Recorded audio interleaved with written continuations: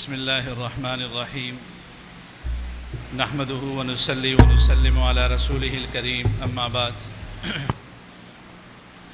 میرے انتہائی واجب الاحترام قابل صد احترام اساتذہ کرام اور طلبہ عزیز ساتھیوں، آج ہم ایک تاریخ ساز دن کے اندر ایک تاریخی پروگرام کے اندر شریک ہیں۔ یوم آزادی کے عنوان سے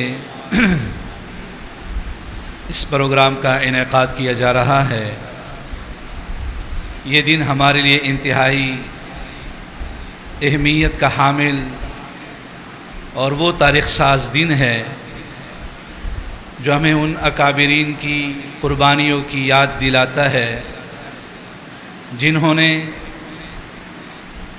اپنی جانوں کی قربانیاں دے کر یہ مملکت خداداد پاکستان، وطن عزیز اور یہ اسلامی ریاست اس کو حاصل کیا تھا۔ یقیناً اس کے لیے ہمارے اسلاف نے بڑی قربانیاں دی۔ ایک محتاط اندازے کے مطابق اس وقت کے اخبارات کے ریکارڈ کے مطابق تقریباً 10 لاکھ لوگوں نے جانوں کی قربانی دی، تب جا کر کے یہ اسلامی ریاست وجود میں آئی ہے۔ اور ہم یہ دعویٰ رکھتے ہیں کہ ہماری یہ ملک، ہماری یہ اسلامی ریاست تمام اسلامی ممالک میں اللہ رب العزت نے اس کو جو اعزاز بخشا ہے، شاید کسی اور ملک کو یہ حاصل ہو۔ مدینہ کی اسلامی ریاست کے بعد زمین پر وجود میں آنے والی یہ اسلامی ریاست واحد ریاست اسلامی ریاست ہے جو اسلام کے نام پر بنی ہے۔ اور اللہ رب العزت نے قرآن پاک کے اندر اسلامی ریاست کے جو خد و خال بیان فرمائے ہیں، الذین ان مکناہم فی الارض اقاموا الصلاۃ وآتوا الزکاۃ وامروا بالمعروف ونہوا عن المنکر وللہ عاقبۃ الامور، کہ اگر مسلمانوں کو اسلامی ریاست مل جائیں، اسلامی ریاست وہ حاصل کریں، اس اسلامی ریاست کے خد و خال کیا ہوں گے؟ اللہ رب العزت قرآن پاک کے اندر بیان فرماتے ہیں کہ اس میں وہ نماز قائم کریں گے، اس میں وہ زکوٰۃ ادا کریں گے، اس میں وہ امر بالمعروف اور نہی عن المنکر کی ذمہ داریوں کو سنبھالیں گے۔ تو میرے عزیز طلبہ ساتھیوں، آپ کو یہ معلوم ہونا چاہیے کہ ہماری اس دستور ساز اسمبلی کے اندر سب سے پہلی جو قرارداد پاس ہوئی ہیں وہ قرآن پاک کے اس اسلامی ریاست کے خد و خال کی روشنی میں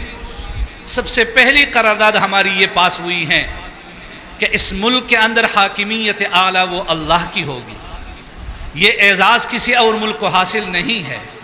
یہ ہمیں اس ملک کے اندر اللہ رب العزت نے یہ اعزاز بخشا ہے کہ ہماری سب سے پہلی قرارداد یہ پاس ہوئی ہے۔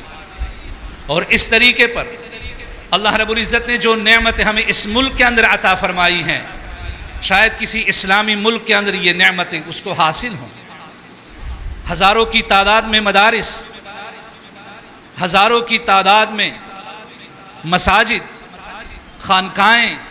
مراکز، علماء، طلباء اور یہاں پر اسلامی تعلیمات، آپ کے سامنے یہ تمام تر چیزیں ہیں۔ کسی بھی اسلامی ملک کے اندر اپنی مرضی سے آپ کوئی اسلامی تعلیم کے لیے نصاب مرتب نہیں کر سکتے، بلکہ آپ کو وہ نصاب پڑھانا پڑتا ہے کہ جو نصاب آپ کو حکومت کی طرف سے ملتا ہے۔ اور اگر آپ کسی اسلامی مدرسے کو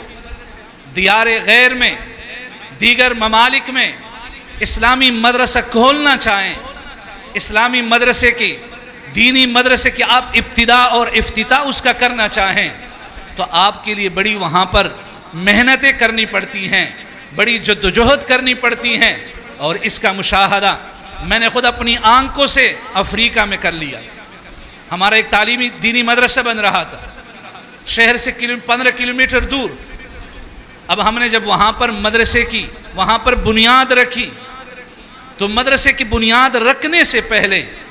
وہاں پر حکومتی سطح پر کہیں وہاں پر ٹیمیں آئیں اور کبھی وہ جا کر کے ایک چیز کا جائزہ لیتی ہیں، کبھی دوسرے چیز کا جائزہ لیتی ہیں، کبھی ایک مشکل سامنے کھڑا کر دیتی ہیں، کبھی ایک رکاوٹ سامنے لا کے کھڑا کر دیتی ہیں اور کہہ دیتی ہیں وہ ٹیمیں کہ آپ یہاں پر اپنے اس نصاب کا اجرا یہاں پر نہیں کر سکتے،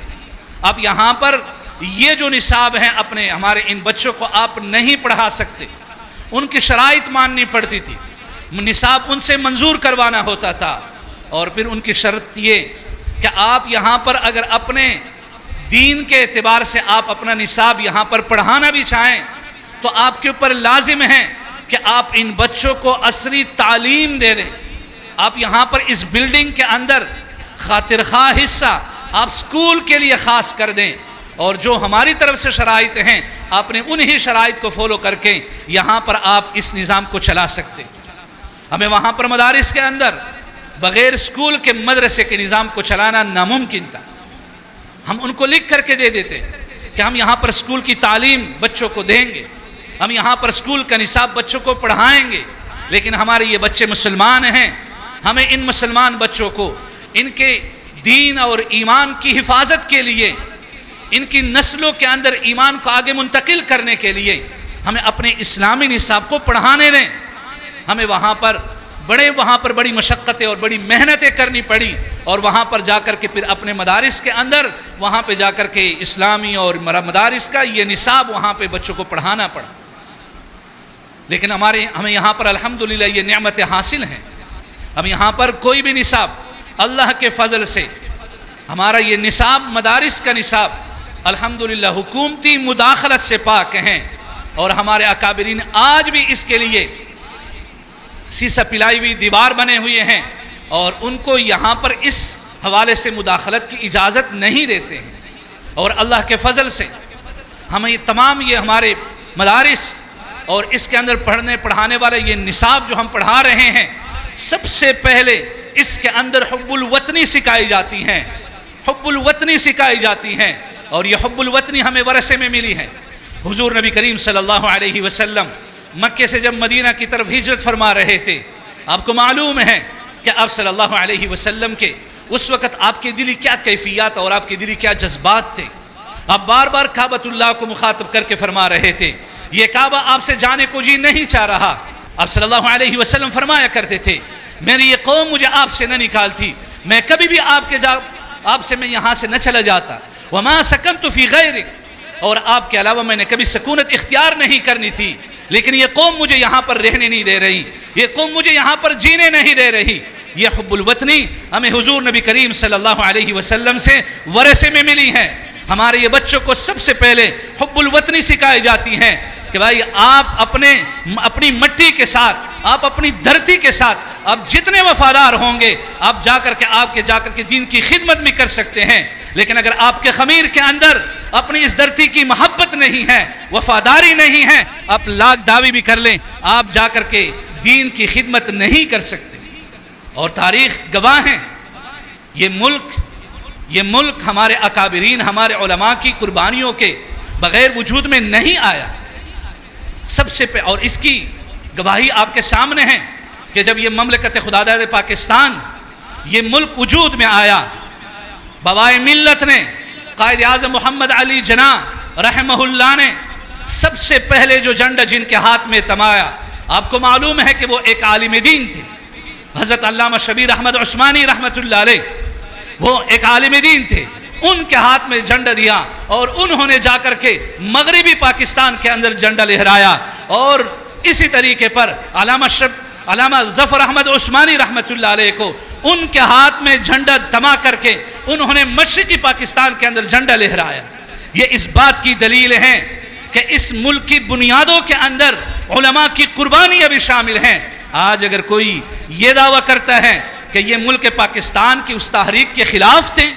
یہ ان کی خامخیالی ہیں اور یہ ان کی جہالت ہیں، یہ ان کی عدم واقفیت اور ناواقفیت ہیں۔ ہمارے اکابرین نے قربانیاں دی ہیں، علماء شامل نہ ہوتے، قائد اعظم محمد علی جناح مرحوم کا وہ قول آپ کے سامنے طالب علم نے پیش کر لیا کہ میرے ساتھ اس تحریک میں علماء ساتھ نہ دیتے تو پھر 1936 کے اندر بھی تو الیکشن لڑا تھا، پھر اس میں وہاں پر انہوں نے کامیابی کیوں حاصل نہیں کر لی کہ 1945 46 اور 47 کے الیکشن کے اندر ان کو مکمل 100% کامیابی حاصل ہو جاتی ہیں۔ 1936 میں جب علماء کا ساتھ نہیں ہوتا، وہی لوگ ہوتے ہیں، یہی تاریخیں ہوتی ہیں، پھر کامیاب کیوں نہیں ہوتے؟ مقصد یہی ہے، مطلب یہی ہے، علماء نے ساتھ دیا، پھر اللہ رب العزت نے یہ مملکت خداداد پاکستان اور یہ ملک پاکستان وطن عزیز ہمیں عطا فرمایا۔ اور یہ دن ہمارے علماء تو یہ بھی فرماتے ہیں ہم یوم آزادی کے نام سے نہ منائیں، ہم یوم تشکر کے طور پر منائیں۔ جیسے آپ صلی اللہ علیہ وسلم ہجرت فرما رہے تھے، مکے سے جب مدینہ آپ تشریف لے گئے، وہاں پر آپ نے یہودیوں کو دیکھا کہ وہ ایک دن روزہ رکھتے ہیں 10 محرم کو۔ ان سے پوچھا کیوں روزہ رکھتے ہو؟ انہوں نے کہا یہ وہ دن ہے کہ جس دن کے اندر اللہ رب العزت نے حضرت موسیٰ علیہ السلام اور آپ کی قوم کو فرعون اور اس کی قوم سے نجات عطا فرمائی تھی۔ آپ صلی اللہ علیہ وسلم کے وہ الفاظ، آپ کے کیا کلمات مبارک آپ کی زبان مبارک سے نکلیں، آپ نے فرمایا نحن اولا بموسیٰ، ہم تو موسیٰ سے زیادہ ہم قریب ہیں، ہم اس بات کے زیادہ حقدار ہیں کہ ہم ان کی سنت کو زندہ کریں۔ آپ صلی اللہ علیہ وسلم نے فرمایا کہ 10ویں کو بھی روزہ رکھیں گے، اور اگر عام مقبل کے اندر آنے والے سال کے اندر اگر میں زندہ رہا لأصومن التاسع، آپ نے فرمایا کہ ان کی مخالفت کی وجہ سے میں 9ویں کا بھی روزہ رکھوں گا۔ ہم تو یوم تشکر ہمارے اکابرین فرماتے ہیں یوم تشکر کے طور پر، اور ہمارے اکابرین تو یہ بھی فرماتے ہیں کہ اللہ رب العزت نے یہ ملک عطا فرمایا ہے 27 رمضان المبارک کو، اور 27 رمضان المبارک کی رات کو عطا فرمایا ہے، جمعہ کا دن تھا۔ یہ تمام تر اعزازات اور اللہ رب العزت کی طرف سے یہ تمام تر سعادتیں جو ہمیں حاصل ہیں اس ملک کے وجود کے اندر، ہمیں تو اس کی طرف جانا چاہیے۔ یہ اسلامی ریاست ہے، 27 رمضان کو یہ یوم تشکر منانا چاہیے، اس لیے کہ یہ اسلامی ریاست ہے، اسلامی نام پر یہ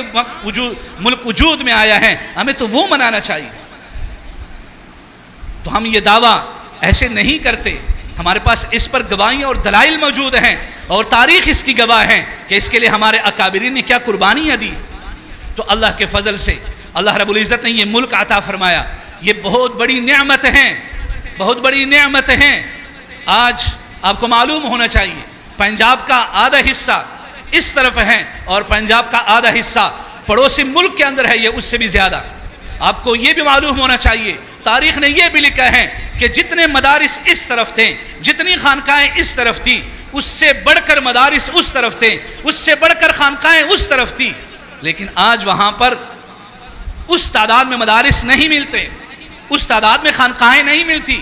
ان کو اس وقت جا کر کے استبل بنا دیا گیا، جانوروں کے وہاں پر جانور وہاں پر ٹھہرا دیے گئے، جانور وہاں پر باندھ دیے گئے، ان کو استبل بنا دیا گیا گھوڑوں کے، وہاں پر جا کر کے مدارس کو اور اس طریقے پر خانقاہوں کو گرا دیا گیا۔ یہاں پر اللہ رب العزت نے اور ترقی عطا فرمائی، اور مدارس بن گئے، اور خانقاہیں بن گئی، اور ہزاروں کی تعداد میں ہر سال علماء اور حفاظ پیدا ہوتے ہیں الحمدللہ۔ یہ انہی مدارس کی مرہون منت ہے، انہی مدارس اور ان علماء کی وہ قربانیاں ہیں کہ اس کی وجہ سے ملک پاکستان الحمدللہ نظریاتی سرحدات کے تحفظ سے آج محفوظ ہے۔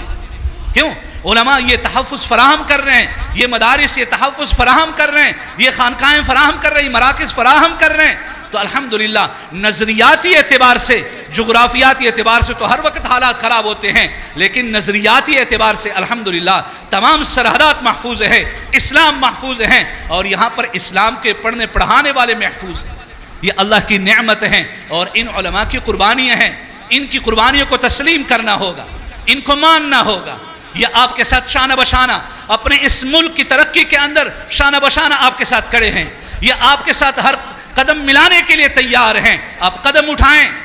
ملک کو آگے ترقی پر لے جائیں، یہ آپ کے ساتھ آپ کے لیے رکاوٹ نہیں بنیں گے، یہ بلکہ آپ کے صف اول کے سپاہی بنیں گے، یہ آگے بڑھیں گے، یہ ہمارے طلباء اور یہ علماء۔ لیکن آپ قدم تو اٹھائیں، آپ قدم تو اٹھائیں۔ سوال آپ سے پیدا ہوتا ہے، سوال آپ سے کیا جاتا ہے کہ اللہ رب العزت نے اتنی ساری نعمتیں عطا فرمائی ہیں، آج ہر باسی ان نعمتوں کے استفادے سے محروم کیوں ہیں؟ اللہ رب العزت نے اتنے وسائل عطا فرمائے ہیں، ان وسائل کی تقسیم انصاف پر مبنی کیوں نہیں ہے؟ یہ تو سوال آپ سے کیا جاتا ہے۔ تو میرے عزیز طلبہ ساتھیوں اور میرے اساتذہ کرام، اللہ رب العزت کا ہم جتنا بھی شکریہ ادا کریں وہ کم ہیں، اور آج ہم مدرسے کے اندر یوم تشکر کے طور پر اس دن کو منا رہے ہیں، اور اللہ رب العزت سے دعا ہے کہ اللہ رب العزت ہمارے اس ملک پاکستان کی چپے چپے ذرے ذرے کی حفاظت فرمائے، جغرافیائی اور نظریاتی سرحدات کی حفاظت فرمائے، اور اس کے اندر اللہ رب العزت نے جتنی نعمتیں عطا فرمائی ہیں، اللہ رب العزت ہر نعمت سے ہر باسی کو استفادے کی توفیق عطا فرمائے۔ وآخر دعوانا ان الحمد للہ رب العالمین۔